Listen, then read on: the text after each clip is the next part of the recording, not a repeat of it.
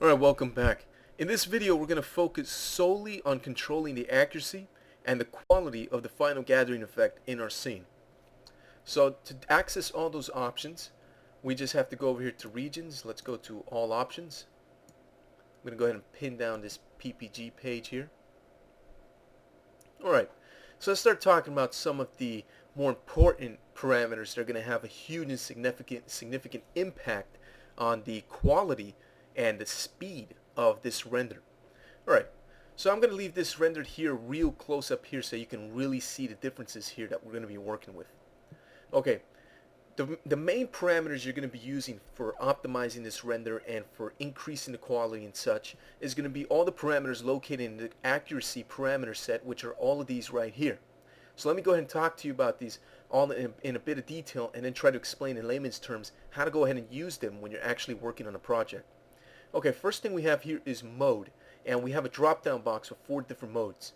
Now, this is completely new to Mental Ray 3.5 in XSI 6, so if you're using an older version of XSI, like XSI 5 or earlier, you won't have this drop-down box. Now, in older versions of Mental Ray, the default mode that you don't get an option to, it's just the default mode that's working under the hood of Mental Ray, is this expert mode. So if you're using an older version of Mental Ray, these options should look pretty familiar to you. Now, number of rays used to be known as Final Gather Accuracy. Now it's known as Final Gather Rays, which is basically the same thing. It's just the rays of Final Gather's points being sampled on the surface. And then we have a minimum and maximum radius over here for the expert mode. Now the one I'm going to be talking about is this, we're going to be using this automatic mode here because I feel that this is better for the beginners, and I really don't want to get them into the expert mode at the moment because expert mode honestly takes some experience and a lot of know-how to be able to work with it effectively. So let's go ahead and quickly look at an overview of what all 4 of these different modes are. And the first mode we'll start off with is at the top, multi-frame. This is the default mode that should be active for you in XSI 6. Again, if you're using an older version, you won't even have this option. Multi-frame mode. Multi-frame mode was introduced in Mental Ray 3.5 to address a key issue that a lot of people were complaining about.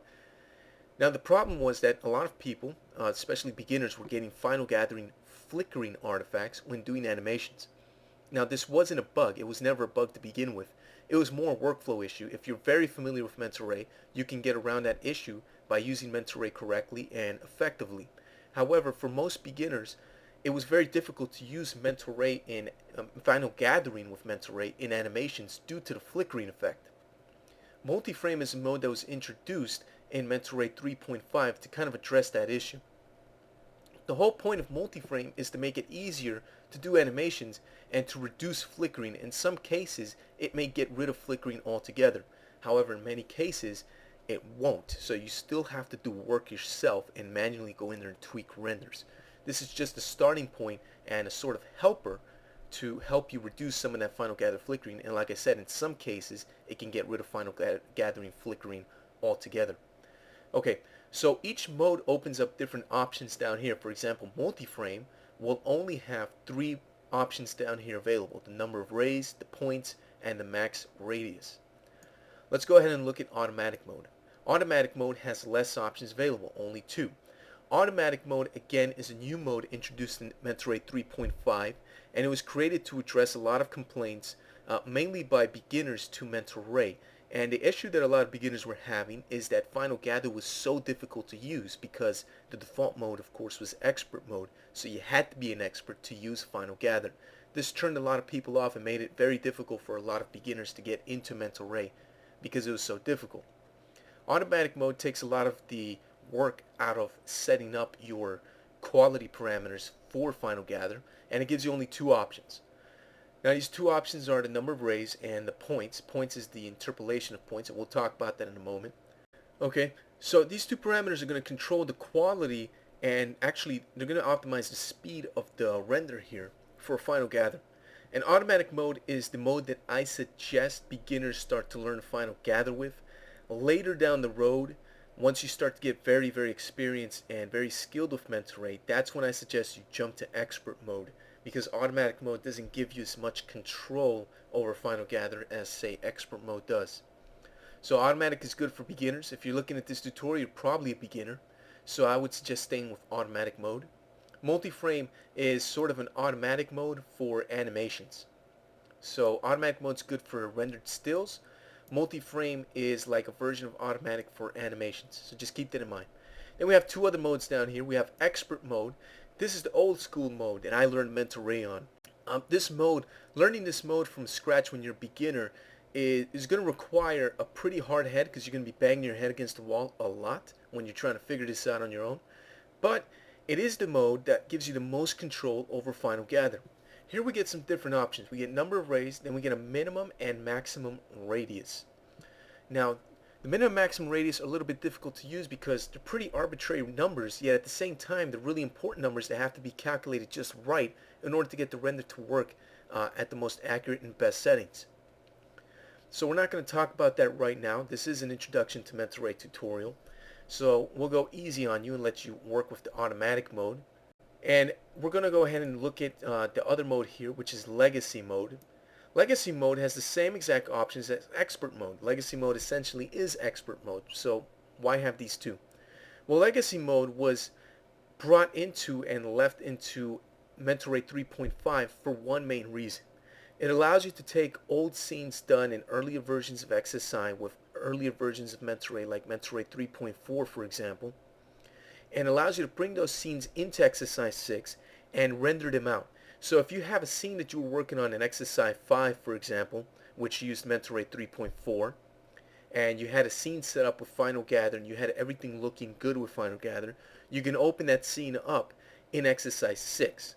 When you do that, mental rays are going to automatically detect that your Final Gather settings were set with an old legacy version of mental ray 3.4, and it's automatically going to switch you, or should switch you, to this legacy mode, which will have all your settings here from the older version of mental ray. So if you had settings set to, I don't know, 512 accuracy setting with a min and max radius of 12.2 and 1.25 or something, those settings will become copied over and propagated right here for you automatically.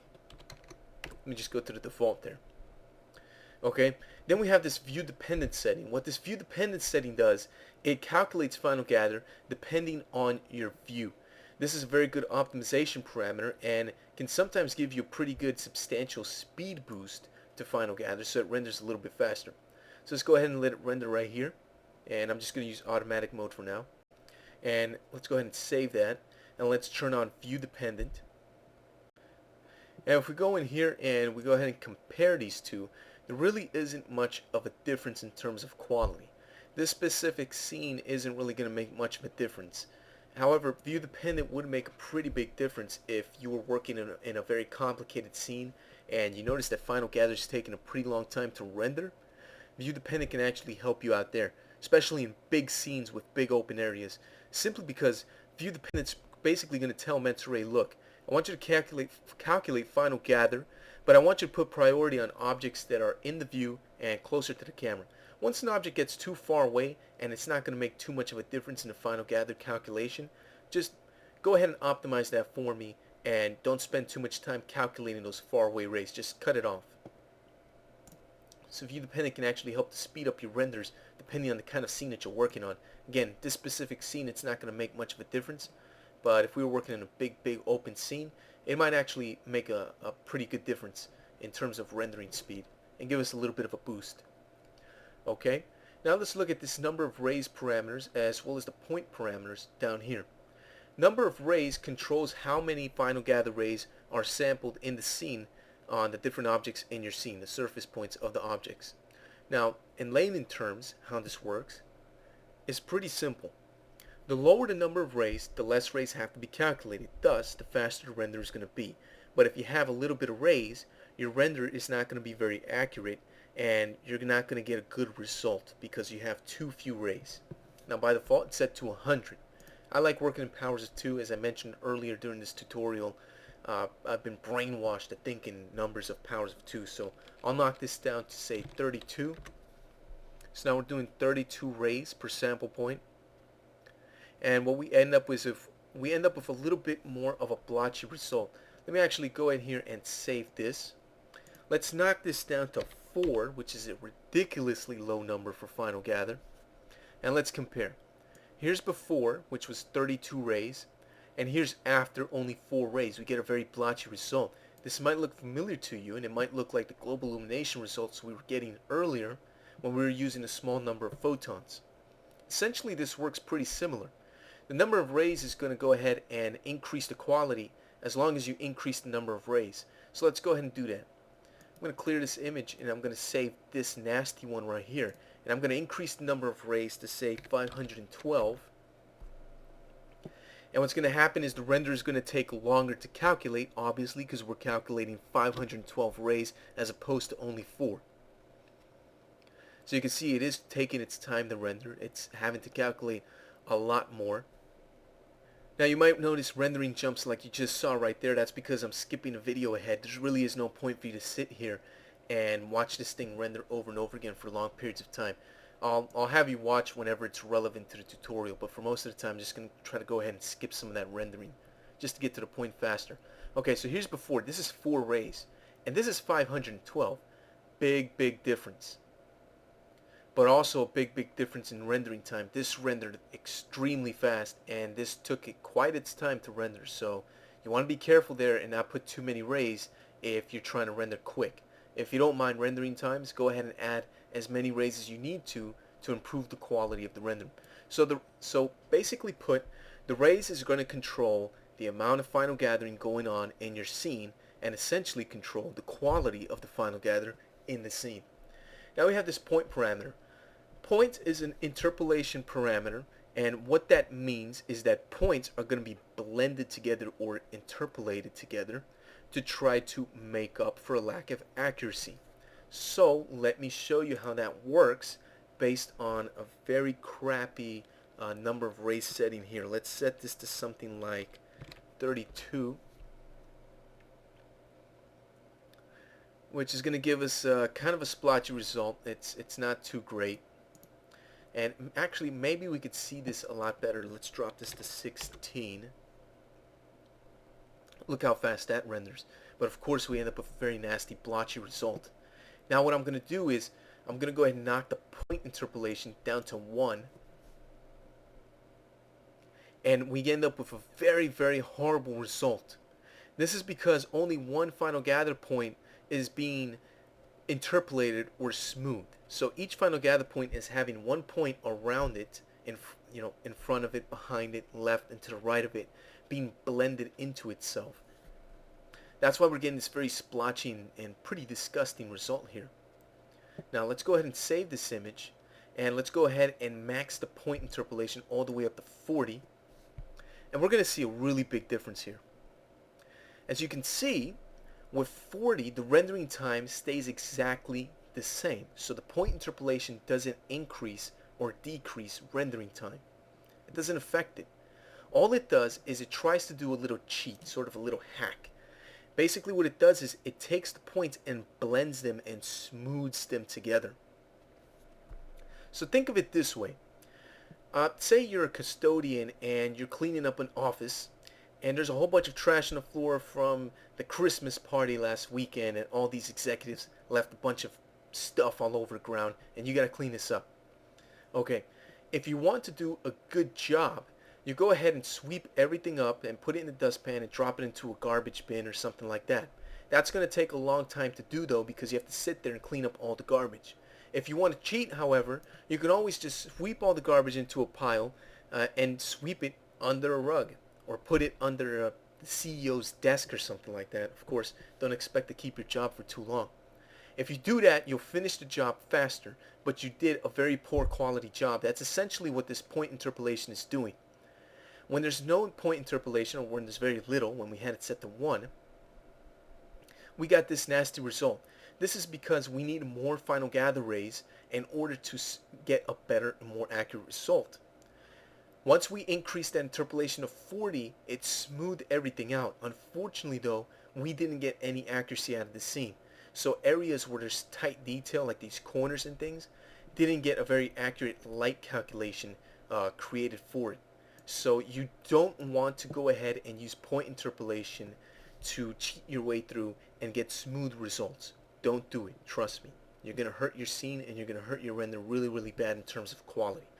What you want to do instead is use a small point interpolation and a large number of rays. Of course, this is going to take longer to render, but the results are going to be, in fact, very much worth it because your quality is going to be good and your accuracy is going to be good. And accuracy is extremely important when you're trying to do renders using Final Gather. Okay, so let's look at how that works. To optimize this further, let's increase the number of rays. This time I'm going to go up to 512. I'm going to drop the point interpolation down to 1. Now it is going to take its time to render, so let me go ahead and skip the video forward. Okay, I'm going to go ahead and right click on this image over here, the little white marker. I'm going to hit clear comparison. I don't want that image anymore. Okay, with 512 rays and a point interpolation of 1, this is what we ended up with. There is slight blotching. It might be a little bit difficult to see, but if you look carefully, there is some slight blotching on these flat areas, especially on the ground right here. We don't have the best result.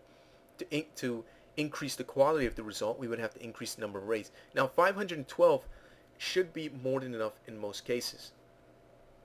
In this case, it's close, but not exactly there. So instead of adding more rays, what we can do is increase this point interpolation. The default setting was 15. So here's what we're going to do. Let's save this image here with point interpolation set to 1. Let's go ahead and increase the point interpolation to 15. Okay. Now, here's the before. This is with very little point interpolation. This is the after. We can see there's a very, very different effect here. The change is that the before has some, for example, you can see all over this area there's some speckling. Okay, there's some artifacting. When you smooth it out using point interpolation, all of that seems to just go away. However, you're probably going to notice a very big difference in the two renders. Let me try to point this out. Now, it's a very subtle effect and can be difficult to spot to the beginner to mental ray, but I'm going to go ahead and point it out for you. If you look carefully here in the before image, you notice that the areas here in the corner are darker than the areas over here in the flat areas. Okay, that's more than obvious, right? What I want you to look at is the size of that shadowed dark area. It pretty much borders right about here and goes up to about here. Watch what happens when we go ahead and look at the after image with the point interpolation. Did you catch that? Let's put it right in the middle so you can really see that. If you look carefully, you'll notice that when we use the point interpolation, in other words, the little cheat here, the shadow was actually stretched out farther out to here as opposed to closer and tighter here. The closer and tighter one was the more physically accurate shadow and lighting from the Final Gather. The point interpolated one is the one that was kind of cheated and smoothed over. This is the one where all the trash was swept under the rug, so to speak, or behind the CEO's desk. This is no good because it's not physically accurate. Now in this case, it doesn't make a really big difference. The difference is very subtle. If we had textures, if we had a bunch of lighting and an actual real life scene, it probably wouldn't make much of a difference and you could probably get away with it. So I would recommend to do it this way in order to save yourself rendering time and get away with it. Because if we want to be too physically accurate, what's going to happen is we're going to have to increase the number of rays here to huge amounts while using a small point interpolation, which is going to cause us to sit here and render forever. So we can actually take naps and go mountain hiking or something while this thing renders and come back a month later or something. Okay, it's not that bad, but you get the idea. So what's my recommendation? Well, it's scene specific and it's also specific to the look that you're going for. If a client or your studio boss is being a real stickler and they want complete physical accuracy, they might annoy you and force you to go ahead and use a high number of rays. But usually, most people can't even tell. Even trained CG artists won't be able to tell the difference between the two. But I went ahead and pointed that out to you so that you're well aware of that little phenomena there. Okay? Because you need to know what's going on under the hood to a certain extent, even if you are a beginner, so you understand how to control the quality of this. Alright, so with that said, let's move on to something else. Pre-sample density. Here we go. Let's go ahead and knock this point interpolation down to something like 5. And we're going to knock down the number of rays to 32, so we get, on purpose, a pretty nasty result. I'm going to delete that other comparison image. So you get a pretty nasty result. Let me save this one in. Pre-sample density. The pre-sample density is another kind of a cheap little trick hack kind of thing that lets you try to cheat the quality of the final gather render. Let's go ahead and increase the pre-sample density all the way up to the max, which is 5. Okay. Now let's compare the two images. Here's the before and here's the after. Now the pre-sampling in this case really didn't help us much. It actually caused more speckling here and actually hurt the quality of the render. So we can see the main difference there. The pre-sampling density is just going to go ahead and try to do an attempt to smooth out your final gather points, almost the way that the interpolation works, only the pre-sampling density doesn't work as good, so you may end up with these very crappy results right here. My recommendation is to turn it off completely, either by going to 0 or leaving it at the default, which is 1, which is what I'm going to do in this case. So the pre-sampling density isn't really something that you should be using too much, if at all. I strongly recommend that you don't use it at all. It's there in case you want to use it, but I strongly recommend you don't, because it's not going to give you physical results. It's going to try to kind of cheat its way through and try to smooth out your results. You saw right there, it didn't do a very good job of doing that. So we're just going to go ahead and ignore that for now. I recommend, me personally, in my workflow, I never use it. I recommend you don't use it either. Filter size, we already saw what that did. Now we have this fall off. Let me go ahead and clear this image out. We have this fall off parameter here, which is disabled by default. So what does fall off do? Well, let's go ahead and turn it on. And you'll notice that there's absolutely no difference. That's because the fall off parameters right now are set to 0 for the start and 0 for the stop. Let's go ahead and change that. Let's leave the start set at 0 and let's set the stop to something else. Let's say 10. Okay. What we notice is that the final gathering effect goes away. Let's go ahead and increase that. And we still have no final gather. So let's go ahead and increase it to the max. And we still have no final gather. Essentially what's happening here is that this tells the system, look, shoot final gather rays, but only shoot them for a certain distance. After that distance threshold is met, cancel final gather after that and don't render out any more final gather.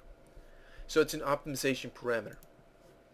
It's not going to give you the most physically best looking results, but if used correctly, it can optimize your scene and allow you to render out final gather a bit faster. Okay, so we had to increase in this specific scene because this is a scene specific parameter. If your scene is really big, you're going to have to use a big parameter for your stop value, like 1000, which is my case right here. If you have a very, very tiny little scene, you may end up being able to use a smaller parameter, like 10 or 100, or just a smaller number than 1000. So if you see that everything's rendering black, increase that number. Now, you'll probably notice that it rendered faster in that case. Let me go ahead and show you. Let me turn fall off. I'm going to turn it off. Okay, so you get a good idea of the speed it rendered at right there. Let me turn it back on. And you probably notice that it renders a little bit faster when we turn fall off on. This is because the fall off parameter stops the final gather from going too far. Essentially, what I'm talking about is this. When this is off, final gather rays are going to bounce off of surfaces and bounce, and they're going to keep going on pretty much forever in terms of distance. They'll stop, however, in terms of how many bounces you've set the scene to have. So, for example, when one diffuse bounce bounces off of this and it hits the back side of this, it's going to stop because we're set to one bounce. Now, some areas up here may bounce here and are too high to hit this object, so they'll keep flying off forever behind the camera and just keep going and going and going. In this case, however, they're probably going to hit this giant sphere that we placed around our object. But if the sphere wasn't there, those rays would keep going forever. What the fall off tells the system to do is it tells the system to have a cutoff point, so the rays don't go flying on forever and ever and ever. So after it reaches a distance of 1000, the ray just decays and dies off. It just gets cut down in its prime. That's why this is coming out darker. So if you want it to be brighter, you're going to have to increase this. So let's go to 1500, and it's going to brighten this up. So this is an optimization, and it's not going to give you the most accurate results, but it gives you decent enough results where you can get away with it. So I strongly suggest you use this parameter if it's going to go ahead and help you to render out faster.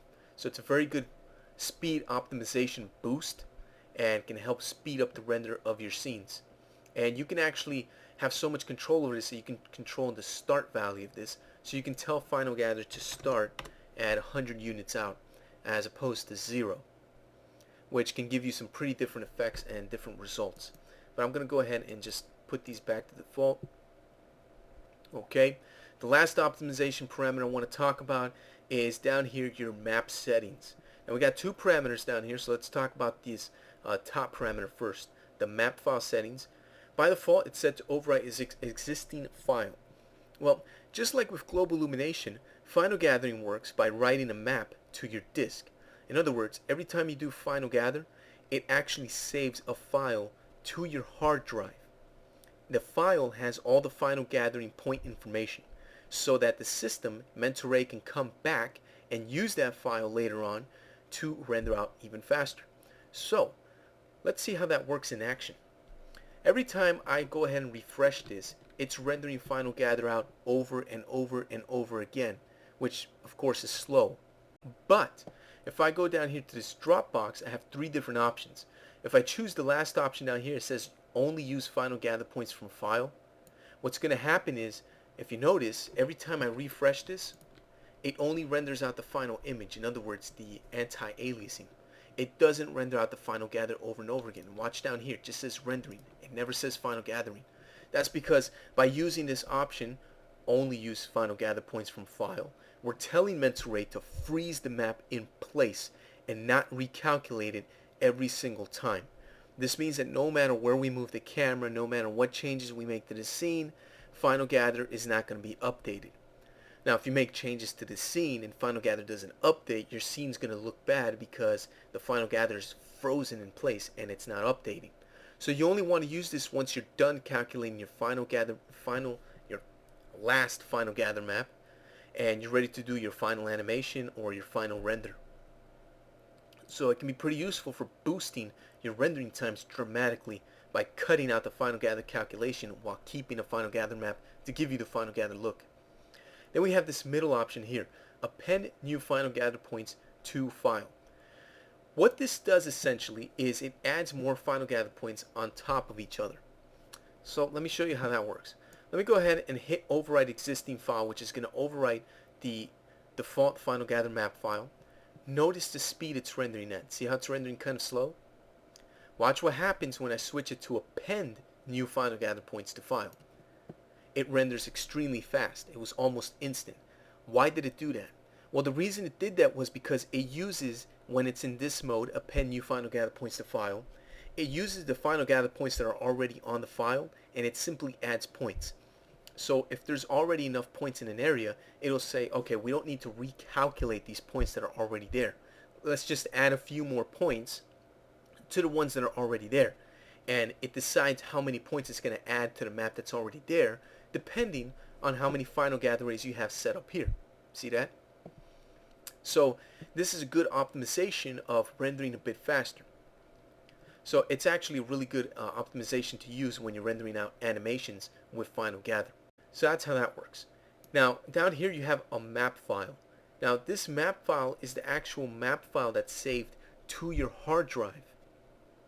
And it has a file extension of .fgmap, which of course stands for Final Gather Map. Now by default you have the word pass and frame inside of these brackets, and they're separated by a period mark. That's just a naming convention that's used in exercise 6 now. That's there by default. And what this does, it tells the system to name the Final Gather map according to this naming convention. So your Final Gather map is going to be called pass dot and then the frame number, which in this case, if we look at our timeline down here in exercise, we're at frame number 1. So this Final Gather map is going to be saved on your hard drive as default pass dot 1 dot fgmap, because this pass is called default pass, which we can see over here. If we want to though, we can change that name. And we can go ahead and change that name by simply going in here and highlighting the actual name here. So let me go ahead and delete that and get rid of that bracket. And I can call this whatever I want. So I call it my map, or whatever you want to call it. I don't know. Make up your own name. And just make sure it has the file extension .fgmap and hit enter. And now you're going to have a new map saved to your hard drive called mymap.fgmap.